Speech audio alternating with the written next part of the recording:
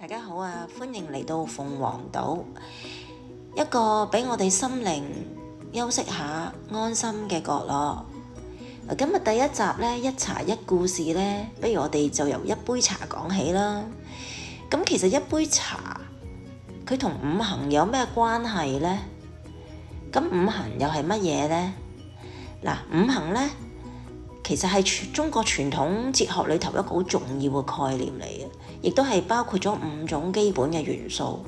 咁相信大家都有聽過啦，就係木、火、土、金同埋水啦。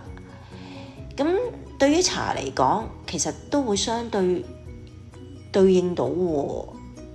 嗱，好似樹葉嘅木啦，鐵鍋炒茶嘅金啦，沖茶葉嘅水啦，烘焙嘅火啦，同埋茶具嘅土啦。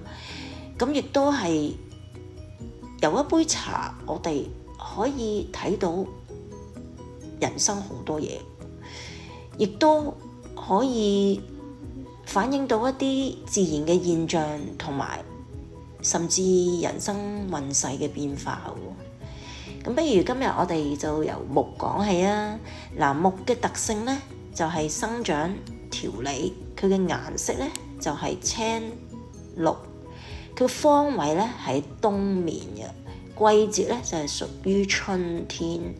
佢木相對應嘅器官呢，就係肝同埋膽。咁屬木嘅性格呢，就偏向有理想啦，同埋有創造力嘅。咁五行裏頭呢，就會有相生同埋相克嘅關係嘅。咁相生呢，就係互相生助，相克呢，就係互相制衡啦。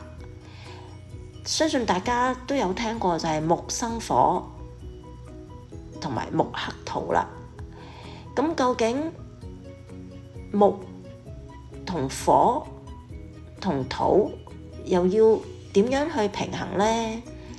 咁呢個呢，就其實關乎好多哲理同埋學問喺入邊嘅。咁我哋呢，之後可以慢慢再同大家傾下講下嘅。咁啊，今集我哋講住咁多先。